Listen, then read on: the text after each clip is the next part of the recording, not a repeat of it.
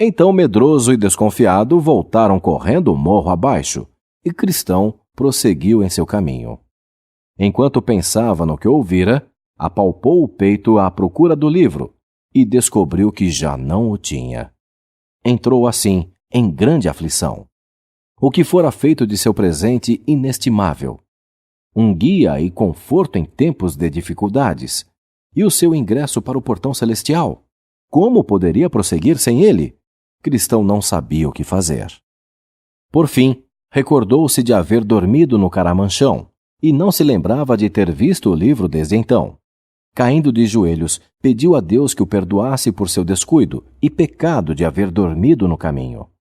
Com o coração cheio de pesar e temor, voltou à procura de seu livro, suspirando, chorando, duvidando de que ainda o acharia, e se não, se haveria para ele alguma esperança.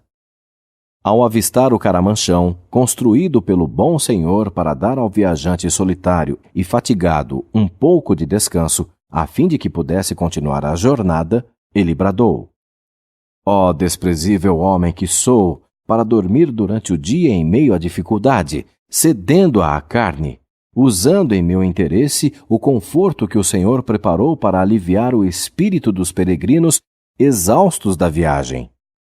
Quantos passos extras dei em vão! Foi isso que aconteceu a Israel. Por causa de seus pecados, foram enviados de volta pelo caminho do Mar Vermelho para vagar 40 anos no deserto. Quão adiantado eu poderia estar agora, viajando com deleite, se não fosse por meu sono pecaminoso. E a noite está chegando, e pode apanhar-me neste morro tão difícil. Oh, se eu não tivesse dormido! A esta altura, chegara ao caramanchão, e não vendo o livro, sentou-se e chorou. Por fim, como se a providência o tivesse ordenado, olhando para baixo, viu, sob o banco, o seu livro perdido. Então, a sua tristeza tornou-se alegria. E ele agradeceu a Deus por havê-lo guiado de volta e lhe mostrado onde deixara cair o seu livro valioso. Então, colocou-o no peito, sob a roupa, e apressou-se montanha acima. Tornando-se receoso. Antes que o cristão atingisse o topo, o sol se escondeu. Vendo a aproximação das trevas e percebendo os perigos que trouxera sobre si, em seu sono presunçoso, começou a temer a estrada.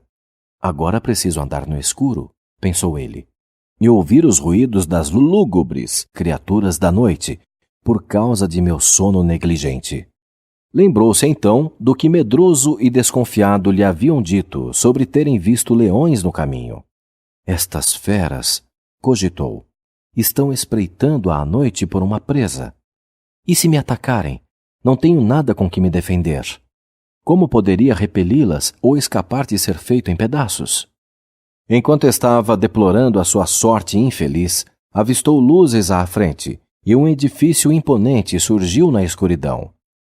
Era o alojamento, o Palácio das Virtudes, que ficava a uma curta distância da estrada. Com a ideia de que poderia encontrar abrigo ali, apressou o passo. Entrando na estreita trilha que conduzia à casa, ele viu os 2 leões, um de cada lado do caminho. Ali estavam os perigos que medroso e desconfiado haviam descrito, e que os fizeram voltar e desviar-se do caminho do céu. Ele parou, a fim de considerar o que precisava fazer. Refletiu se também não deveria virar-se e correr, como eles haviam feito, pois não podia enxergar nada diante de si, a não ser a morte. Mas o porteiro do alojamento, cujo nome era Vigilante, viu o cristão hesitando, como se fosse voltar, e chamou por ele. A sua fé é fraca? Por que temer? Não tenha medo dos leões, pois estão ambos acorrentados. Estão aí para provar a fé dos viajantes e descobrir quais deles não possuem firmeza. Fique no meio da trilha e não será ferido. Então, Cristão aventurou-se pela passagem entre os leões, que rugiram e lançaram-se forçando as correntes. Mas não lhe fizeram mal algum. Ele louvou ao Senhor da colina e encaminhou-se ao portão onde estava o porteiro. Chegada à casa das virtudes. Senhor, que casa é esta? Indagou Cristão. Posso passar a noite aqui? Porteiro. Esta casa foi construída pelo Senhor da colina, para acomodar os peregrinos. Cristão. Meu nome é Cristão agora. Antes, porém, era ímpio. Venho da cidade da destruição e estou indo ao Monte Sião.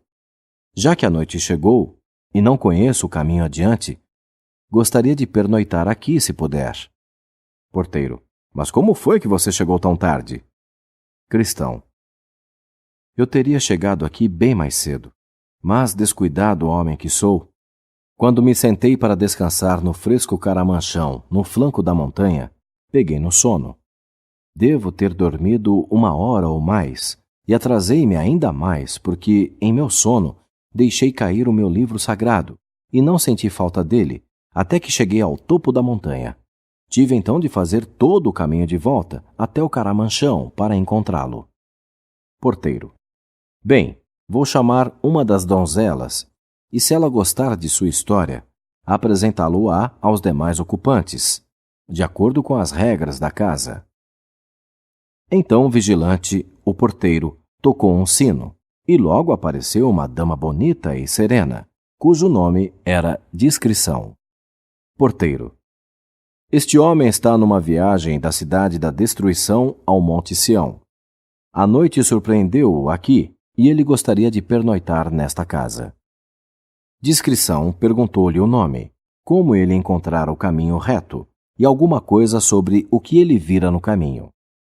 Cristão relatou algumas de suas experiências e confessou: tenho um ardente desejo de ficar aqui, porque me disseram que este lugar foi preparado pelo Senhor da colina para alívio e segurança dos peregrinos. Ela sorriu.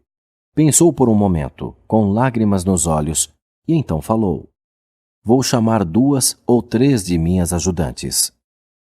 Entrando em casa, ela chamou Prudência, Piedade e Caridade, que após breve conversação, convidou-o a conhecer os demais. Ele curvou-se cortesmente e, seguindo-as, entrou na grande sala da frente. Depois, se sentou. Elas trouxeram-lhe uma bebida fria e refrescante, e entretiveram-no enquanto a ceia era preparada. Piedade. Irmão Cristão, qual o principal motivo que o levou a empreender esta peregrinação? Cristão. Fiquei muito preocupado com os meus pecados ao ler o livro que os peregrinos me deram. E também fui advertido por uma voz que me ficou ressoando aos ouvidos. A voz dizia que a minha cidade e o meu país estavam condenados e destinados à destruição. Isso pôs em mim um grande peso. Enquanto buscava livrar-me dessa carga, fui instruído por Evangelista a vir por este caminho a fim de encontrar alívio. Piedade. Evangelista apontou-lhe a portinhola, não foi? E você passou pela casa do intérprete? Cristão. Sim. O intérprete mostrou-me muitas coisas maravilhosas. Eu poderia ter ficado em sua casa 1 ano, mas sabia que precisava prosseguir. Eu ainda usava as minhas velhas roupas da cidade da destruição e carregava o meu fardo. Então, ele mostrou-me o caminho para a cruz. Piedade. O que você encontrou na cruz? Cristão. Encontrei paz. Tive uma visão de alguém sangrando, morrendo na cruz por meus pecados. Então, o meu fardo rolou para longe, e uma grande alegria entrou em meu coração. Recebi esta marca aqui em minha testa, e foram-me dados por 3 seres brilhantes que apareceram e depois sumiram, este manto que estou usando, e este rolo sagrado que levo nas mãos. Piedade. Mas você viu outras coisas no caminho, suponho. Cristão. Sim, mas isso foi o mais importante. Também vi indolência, simples e presunção, dormindo à beira do caminho, e tentei despertá-los, mas estavam sonolentos demais. Também vi formalidade e hipocrisia saltarem o muro. Eles caminharam comigo um pouco, até eu chegar a este morro, onde me deixaram e pegaram estradas mais fáceis. Você pensa, às vezes, no país de onde veio? Indagou Prudência. Cristão. Sim, mas com vergonha e pesar. Se tivesse preferido o país de onde vim, teria retornado para ele, pois tive amplas oportunidades para fazê-lo. Porém, agora desejo uma terra melhor, um país celestial. Prudência. Você não tem ainda consigo alguma coisa do velho país? Cristão. Sim, para minha humilhação.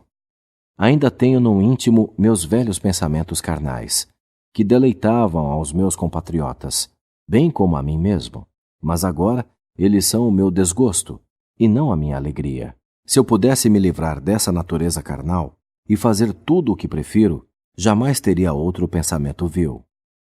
Entretanto, como há pouco descobri, quando quero fazer o bem, o mal está presente em mim. Prudência.